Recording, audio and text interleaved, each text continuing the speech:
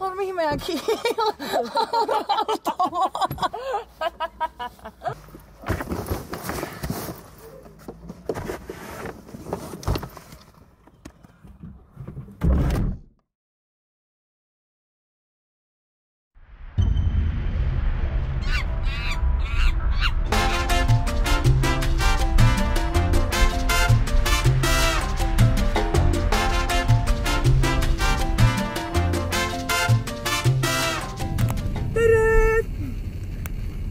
matkan lentokentälle.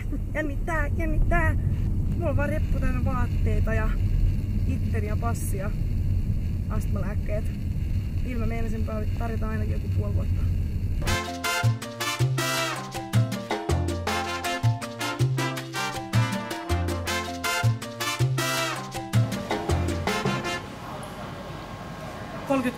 Ja te ilmoitatte nyt sit poliisille ja sit kun mä menen Moskovaan, niin se...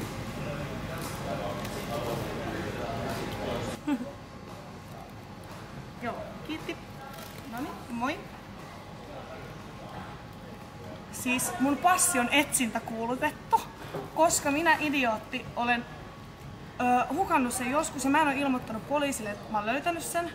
Ja mä jäin äsken, tai rajavartiosta mies tuli juttelemaan mulle, että mun passi on muuten etsintäkuulutettu, että onnea vaan. Mitä mä teen? Ja nyt kun mä oon menossa Moskovaan, niin mä en tiedä pääseekö mä siitä enää Thaimaaseen. Et jos tää mun matka jää tähän, niin saatan alkaa itkeä. Hei, ihan sairas läppä. Mä ihmettelin, miksi mulla kesti niin kauan siinä passin tarkastuksessa. Noniin, mut saateltiin poliisivoimin sitten pois lentokentältä, koska tosiaan se mun passi on etsintäkuulutettu. Joo, mä tulin hakemaan mun laukun, ettei se mene sitten yksin sinne Moskovaan ilman mua. Siellä se on. Ei kun takas kotiin, en taidakaan lähteä muuten matkalle. Sain nyt sitten väliaikaisen passin. Seuraavaksi mä menen tuonne tiskille katsoa, että mitkä lennot mä saan. Tuolla olisi Istanbulin kautta lento, lähtee 3 tunnin päästä. Ei mennytkään yhtään niin huonosti, eli mä pääsen Thaimaaseen vielä tänään. Ehkä, ainakin toivottavasti.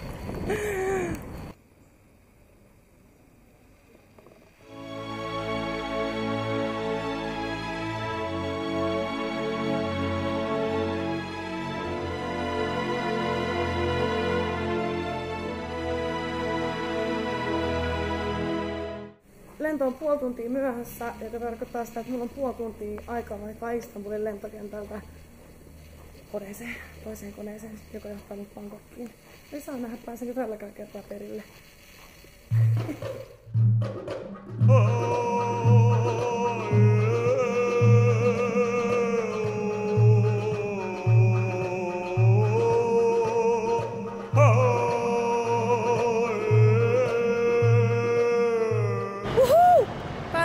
Perille asti. Mä oon nyt Bangkokin lentokentällä.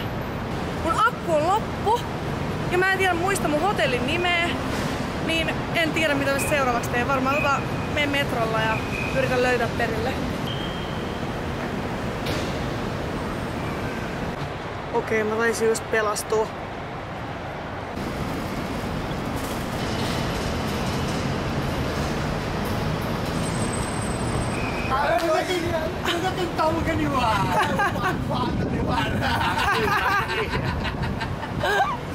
Okay. Hi, sawadika. 50. 400, madam. Okay, oh. Yeah. It's okay.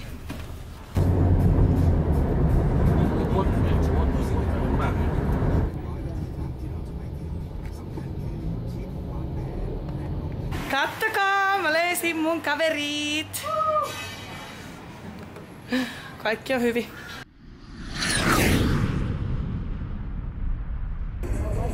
Tuli nälkä. Oli pakko ottaa ekskursiooni matkalla.